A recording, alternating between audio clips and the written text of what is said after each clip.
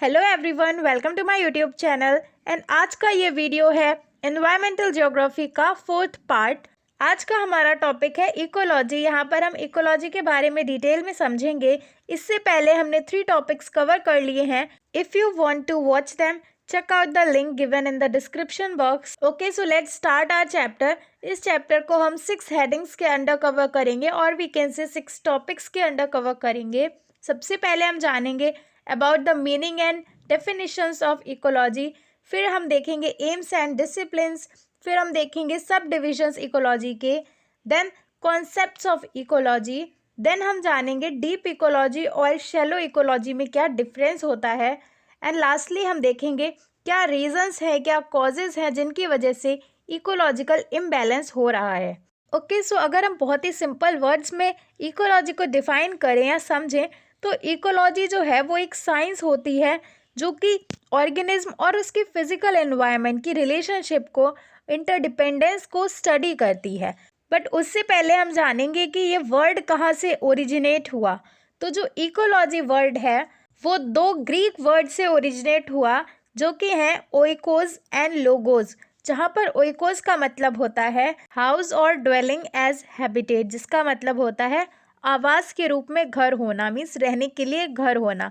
And logos का मतलब होता है द स्टडी ऑफ। तो बेसिकली अगर हम देखें इकोलॉजी का मतलब हुआ स्टडी ऑफ हाउस और ड्वेलिंग एज हैबिटेट, जहाँ पर हम स्टडी करते हैं अलग अलग ऑर्गेनिज्म के, अलग अलग जीव जंतुओं के हैबिटेट के बारे में। अब ये जो वर्ड इकोलॉजी है इसको वेरी फर्स्ट टाइम किसने यूज़ किया था? तो इट वॉज अर्नेस्ट हैकेल, जो कि एक जर्मन बायोलॉजिस्ट थे। उन्होंने इस वर्ड को सबसे पहले यूज़ किया था इन 1869।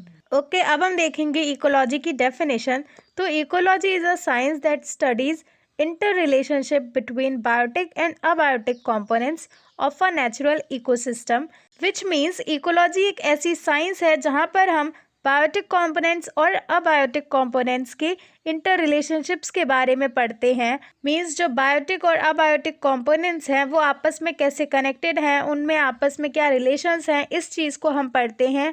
और उसके अलावा हम पढ़ते हैं कि जो अलग अलग ऑर्गेनिज्म हैं, वेरियस ऑर्गेनिज्म हैं, उनका आपस में कैसा कनेक्शन है, कैसे वो इंटर रिलेटेड है एक दूसरे से, उस चीज़ को भी हम इकोलॉजी में स्टडी करते हैं। इसके अलावा अगर हम सिंपलर डेफिनेशन देना चाहें तो we can also write that ecology is the study of organism in relation to their environment. Okay, अब हमको लास्ट पॉइंट गिवन है दैट इज़ कि ecosystem is the basic unit of study of ecology.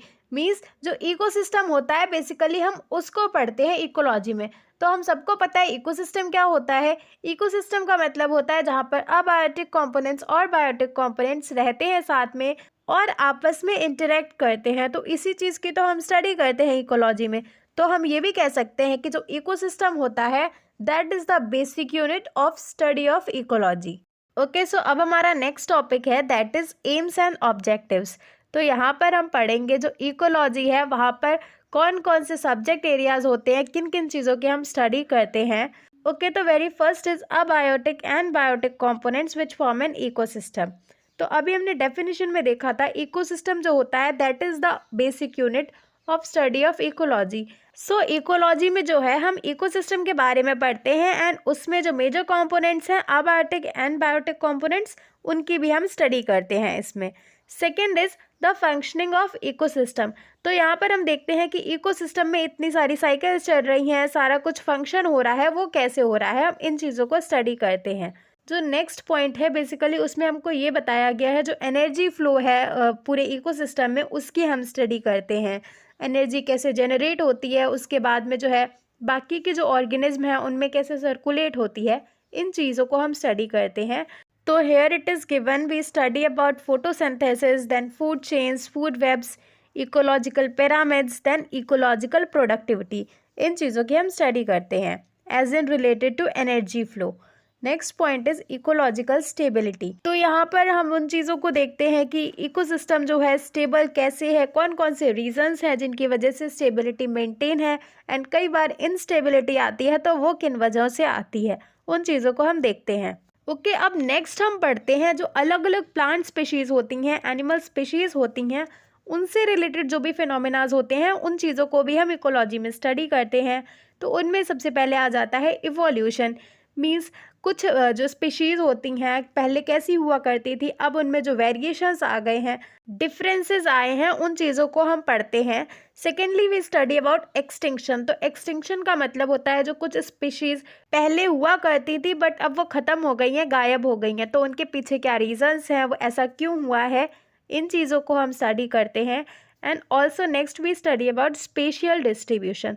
तो spatial से मतलब होता है space wise, area wise जो डिस्ट्रीब्यूशन है प्लांट्स एंड एनिमल्स का, किन रीजन्स में कौन से प्लांट्स मिलते हैं एंड किन रीजन्स में कौन से एनिमल्स मिलते हैं, इन चीज़ों की भी हम स्टडी करते हैं इकोलॉजी में। अगला हो जाएगा man induced ecological changes and ecological resources, which means जो ह्यूमन एक्टिविटीज़ की वजह से जो इकोसिस्टम में चेंज आए हैं, एनवायरनमेंट में चेंज आए हैं बिकॉज ऑफ ह्यूमन एक्टिविटीज़, उन चीज़ों की हम स्टडी करते हैं। एंड हम पढ़ते हैं अबाउट जो रिसोर्सेज हैं हमारे एनवायरनमेंट में जो हमको नेचर ने दिए हैं, तो उनका हम किस तरह से यूज़ कर रहे हैं या फिर हम एक्सप्लॉइट कर रहे हैं, बेसिकली एक्सप्लॉइट ही कर रहे हैं। तो इन चीज़ों की जो स्टडी है वो भी हम इकोलॉजी में करते हैं। इसके अलावा we study about ecological imbalance, environmental degradation and pollution. Means जो भी इकोलॉजी, जो भी इकोसिस्टम में इम्बैलेंस हो रहा है बेसिकली ह्यूमन एक्टिविटीज़ की वजह से हो रहा है, जो हम इतने ज़्यादा फॉरेस्ट कटिंग कर रहे हैं, इतना ज़्यादा पोल्यूशन कर रहे हैं, तो ये सारी जो चीज़ें हैं, एनवायरनमेंट बहुत ज़्यादा डिग्रेड हो रहा है, ख़राब होता जा रहा है ये फॉरेस्ट कटिंग की वजह से, and various types of pollutions like air pollution, water pollution, तो ये सारी चीज़ें जो हैं इन चीज़ों की भी हम स्टडी करते हैं। ये भी हमारा पार्ट है ऑफ इकोलॉजी। एंड लास्टली हम पढ़ते हैं रिसोर्स मैनेजमेंट के बारे में कि किस तरह से रिसोर्सेज को मैनेज किया जाए, सस्टेनेबल रखा जाए, ताकि जो हमारी अपकमिंग जनरेशन है उसको भी उतनी अपॉर्चुनिटीज़ मिल सकें, रिसोर्सेज मिल सकें। So this was about AIIMS and objectives of ecology. ये हैं हमारे कुछ 8 मेजर सब्जेक्ट एरियाज जिनकी हम स्टडी करते हैं इकोलॉजी में, that we have discussed over here. अब हम चलते हैं हमारे नेक्स्ट टॉपिक पे, that is sub divisions of ecology. तो यहाँ पर जो है हम ये समझेंगे, ये पढ़ेंगे कि जो इकोलॉजी है उसको हमने फर्दर किन किन कैटेगरीज में डिवाइड किया है, एंड ऑल्सो हम देखेंगे कि ये सब डिवीजन किन बेसिस पर किया गया है। तो number first is sub division based on taxonomic affinities. तो देखो स्टार्टिंग में हम इकोलॉजी को जो है बायोलॉजिकल साइंसेस से कनेक्ट करके समझते थे, उससे एसोसिएट करके पढ़ते थे, जो कि थी बॉटनी एंड जूलॉजी, जहाँ पर हम प्लांट्स और एनिमल्स के बारे में अलग अलग पढ़ते हैं, सेपरेटली पढ़ते हैं। तो उसी बेसिस पे हमने इकोलॉजी को डिवाइड किया, जहाँ पर हमने उनको 2 पार्ट्स में डिवाइड किया, these are plant ecology and animal ecology. And उसी तरह से अब हम इन इकोलॉजीज़ को भी फर्दर सब डिवाइड कर सकते हैं। फॉर एग्जाम्पल हम प्लांट इकोलॉजी को सब डिवाइड कर सकते हैं into oak ecology, pine ecology, and उसी तरह से animal ecology can be sub divided as insect ecology, bacterial ecology. इसी तरह से हम काफ़ी सारे सब डिविजन्स कर सकते हैं डिफरेंट एनिमल्स के नेम पे, बिकॉज यहाँ पर जो है हमने एनिमल इकोलॉजी को सब डिविजन किया है, सब डिवाइड किया है। ओके, तो अब हम देखेंगे हमारा सेकेंड सब डिविजन जो कि है on the basis of habitat. तो जितने भी हैबिटेट्स हमको पता है, हमारी नॉलेज में है, उनके बेसिस पर हम उनको डिवाइड कर देंगे। It's that simple. तो for example we can say forest ecology, grassland ecology, marine ecology, coral reef ecology, fresh water ecology. तो इस टाइप से काफ़ी सारे इकोलॉजीज हो जाएंगे on the basis of habitat. Okay, तो अब हमारा जो नेक्स्ट सब डिविजन है, नेक्स्ट अप्रोच है, उसको हमने सब डिवाइड किया है ऑन द बेसिस कि how do we study about ecology, किस तरह से हम स्टडी करते हैं, उस बेसिस पर हमने जो है इसको सब डिवाइड किया है। तो it is sub division on the basis of levels of organisation. तो देखो इस बेसिस पर भी जो है हमने इकोलॉजी को 2 टाइप्स में डिवाइड किया। Among them first comes autecology and secondly we study about synecology. तो बेसिकली अब हमको जानना ये है कि इन दोनों में क्या डिफरेंस होता है, ऑर्टिकोलॉजी और साइनिकोलॉजी ये दोनों एक दूसरे से कैसे डिफरेंट हैं एंड इनका मीनिंग क्या होता है। तो लेट्स सी। देखो सबसे पहले है ऑर्टिकोलॉजी। तो it is the study of relationships of individual species to its environment. तो देखो इट्स जस्ट सिंपल कि यहाँ पर जो है हम एक पर्टिकुलर स्पीशीज़ की स्टडी करते हैं, एक जो पर्टिकुलर स्पीशीज़ को हम सेलेक्ट करते हैं उसके बारे में हम डिटेल्ड स्टडी करते हैं, उसके बारे में हम जानते हैं कैसे वो अपने एनवायरनमेंट के साथ में इंटरेक्ट करता है, उसकी लाइफ साइकिल कैसी होती है, जियोग्राफिकल डिस्ट्रीब्यूशन कैसा है उस पर्टिकुलर स्पीशीज़ का। देन वी सी अलग अलग स्टेजेस में उनमें कैसी ग्रोथ होती है, कैसा डेवलपमेंट होता है। तो मतलब समझ में आ गया होगा, बेसिकली होता ये है कि एक पर्टिकुलर स्पीशीज़ के बारे में हम ऑल राउंड स्टडी करते हैं, उसकी कंप्लीट स्टडी करते हैं, and that is of only one species. तो if somewhere we have to write about autecology, then we can say that this approach rests on individual species as fundamental units of study, wherein various aspects of species like geographical distribution, morphological and taxonomic position, life cycle, succession, and ecological factors which affect different stages of growth and development of species are studied. So it is very simple, यहाँ पर कुछ भी ज़्यादा complex नहीं है। यहाँ पर हमको बस इतना समझना, जो ऑर्टिकोलॉजी होती है वहाँ पर हम इंडिविजुअल स्पीशीज़ की स्टडी करते हैं। ओके, सो अब हम देखेंगे साइनिकोलॉजी। तो यहाँ पर जो है हम एक इंडिविजुअल स्पीशीज़ के बारे में नहीं पढ़ते हैं, यहाँ पर हम पूरी कम्युनिटी के बारे में पढ़ते हैं। फॉर एग्जाम्पल हम पूरी प्लांट कम्युनिटी के बारे में स्टडी करेंगे, देन एनिमल कम्युनिटी के बारे में।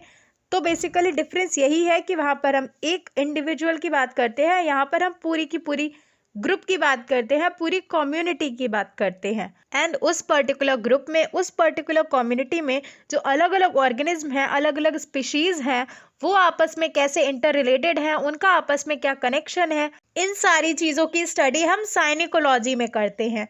तो we can define synecology as it is the study of complex interrelationships of groups of organism known as biological community because organism affect each other.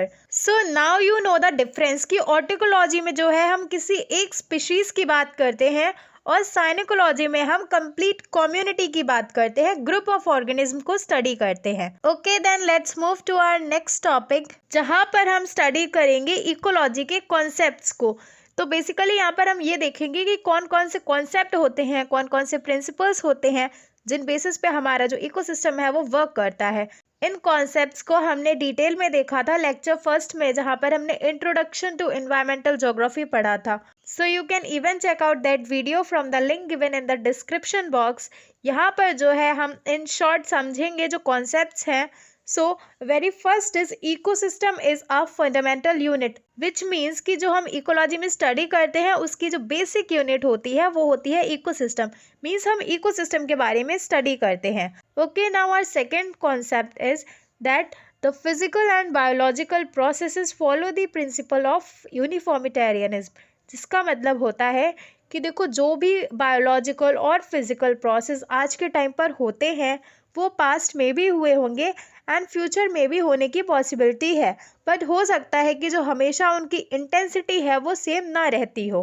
Okay, अब third है concept of natural outbreak. तो इसका मतलब ये है, देखो जो भी नेचुरल डिजास्टर्स होते हैं, नेचर की वजह से जो भी आउटब्रेक्स होते हैं, means for example we can say जो फ्लड्स होना या अर्थक्वेक आना या फिर लैंडस्लाइड्स, ये जितने भी डिजास्टर्स होते हैं इनकी वजह से जो है ह्यूमन बींग्स काफ़ी ज़्यादा अफेक्टेड होते हैं, एडवर्सली अफेक्टेड होते हैं, उन पे काफ़ी ज़्यादा बुरा असर होता है। Okay, now next is concept of reactivity.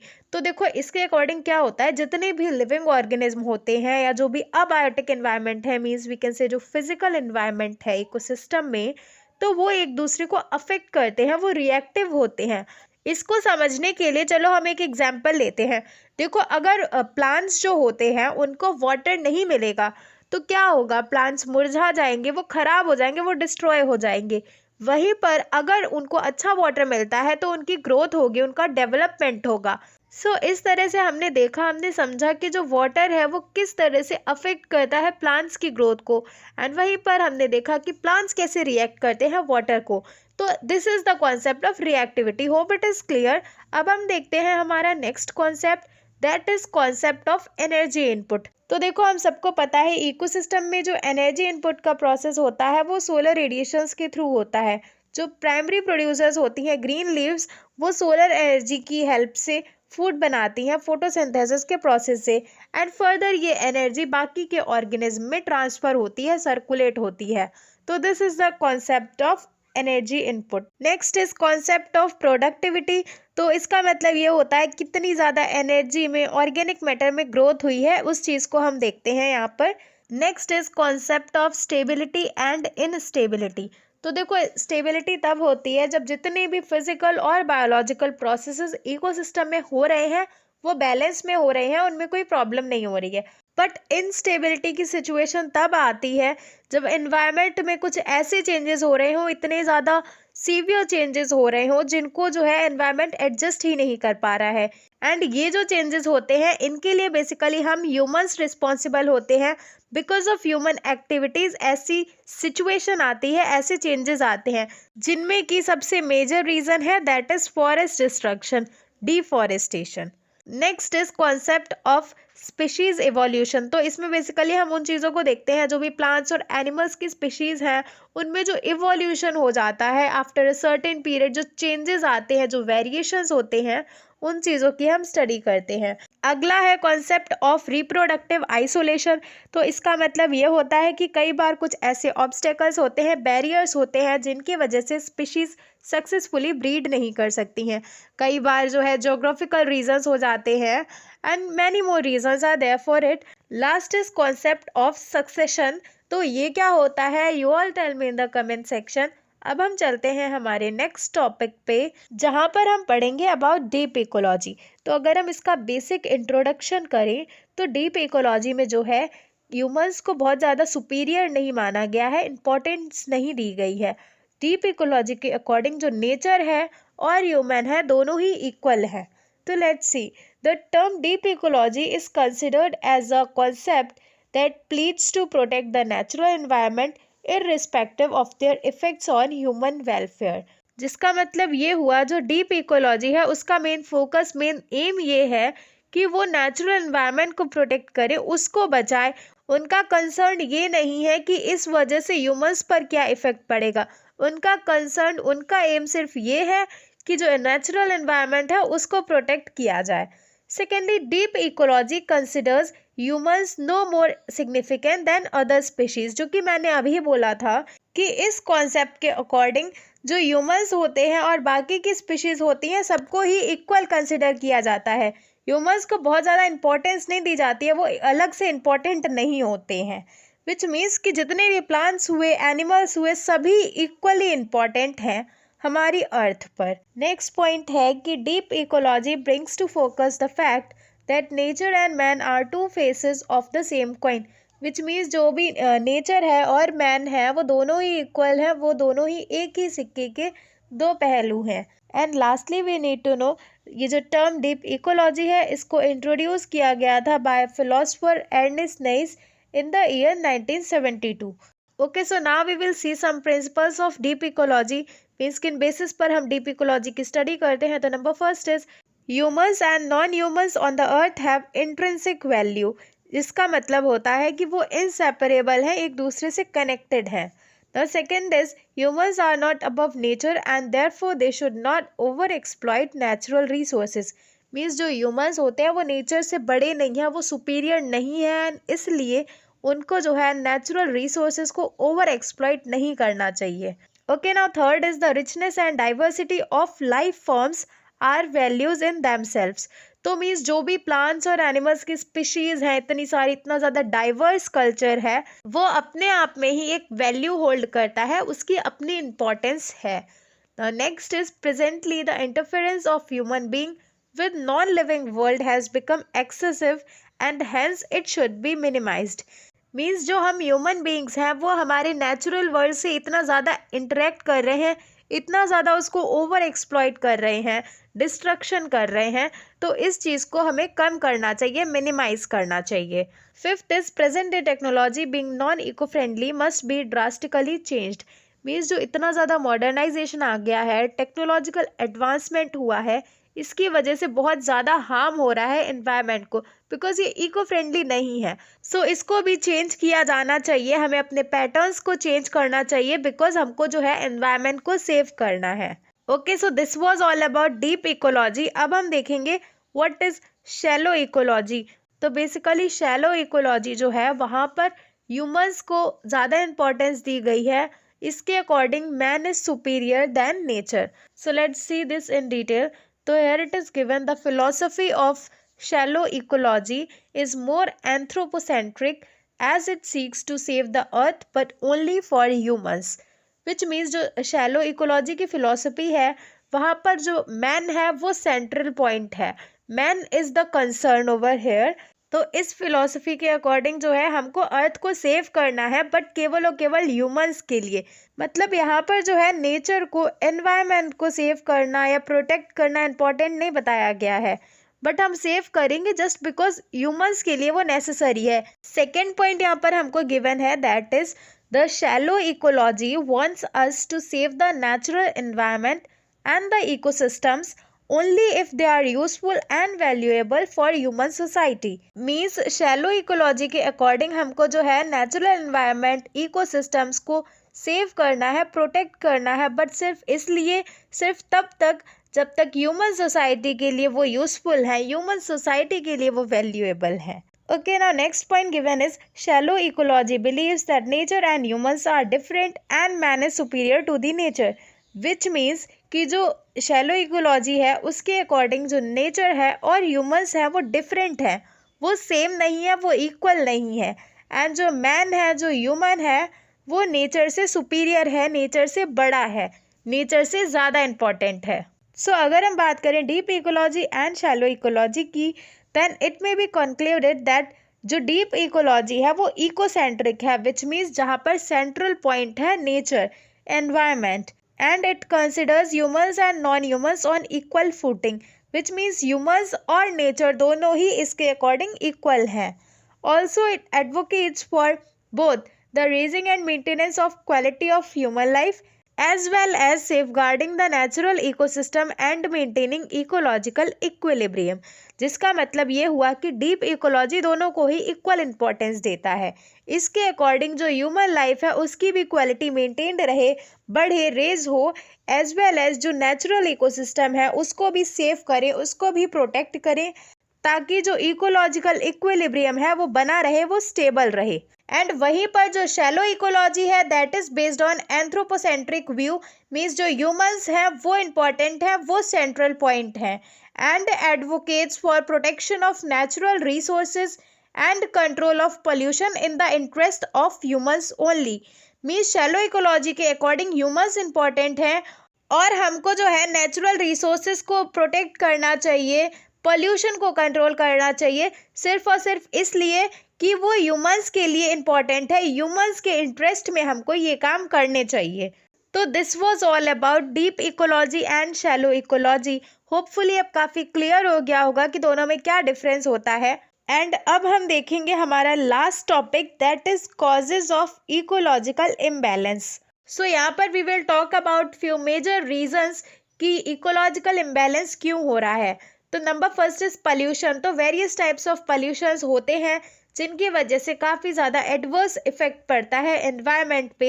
Let's see one example of it. तो देखो, हम एग्रीकल्चर करते हैं, उसमें बहुत सारी केमिकल फर्टिलाइजर्स, हर्बिसाइड्स, पेस्टिसाइड्स, इन चीज़ों का यूज़ करते हैं, जिसकी वजह से जो भी फूड होता है वो पल्यूट हो जाता है। And on top of it जो सॉइल होती है वो भी ख़राब हो जाती है, वो भी पल्यूटेड होती है, which leads to ecological imbalance. Second one is over population. तो बहुत ज़्यादा पॉपुलेशन बढ़ रही है, इसकी वजह से जो फॉरेस्ट एरिया है वो कम हो रहा है एंड पेस्चर्स भी कम होते जा रहे हैं। ऐसा क्यों हो रहा है कि जब इतनी सारी पॉपुलेशन होगी तो वो अपने रहने के लिए सेटलमेंट्स बनाएगा, तो उसके लिए वो है फॉरेस्ट को क्लियर करते जा रहे हैं, इस वजह से भी इकोलॉजिकल इम्बैलेंस हो रहा है। Third is mining.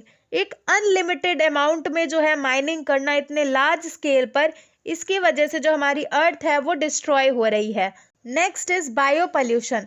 तो देखो, एंशियंट टाइम से लेके आज तक हम फॉरेस्ट कटिंग कर रहे हैं, इतनी ज़्यादा डिफॉरेस्टेशन कर रहे हैं, जिसकी वजह से फॉरेस्ट एरियाज डिग्रेड हो रहे हैं। फर्दर डिफॉरेस्टेशन की वजह से काफ़ी सारी प्रॉब्लम्स आ रही हैं, जैसे कि फ्लड्स, सॉइल इरोजन। तो this is also the cause of ecological imbalance. And next हमको गिवन है दैट इज टेक्नोलॉजी। तो इतना ज़्यादा टेक्नोलॉजी में एडवांसमेंट आ गया है, मॉडर्नाइजेशन आ गया है, जिसकी वजह से हम बहुत ज़्यादा रिसोर्सेज को कंज्यूम कर पा रहे हैं। और अगर रिसोर्सेज इसी स्पीड से यूज़ करेंगे, एक्सप्लॉइट करेंगे, तो इट इज़ एस्टिमेटेड कि अगले 100 ईयर्स में सारे के सारे रिजर्व्स खाली हो सकते हैं। एंड इसी तरह से there are many more causes of ecological imbalance. If you know any of them, comment down below and इसी के साथ में हमने इकोलॉजी से रिलेटेड जितने भी इम्पोर्टेंट टॉपिक्स थे वो कवर कर लिए हैं। ऐसी ही और वीडियोस के लिए you can subscribe to my channel, like the video and also description box में लिंक गिवन है of other videos on environmental geography. You can watch them. That's all for this video. Thank you so much for watching. Do like the video. Bye.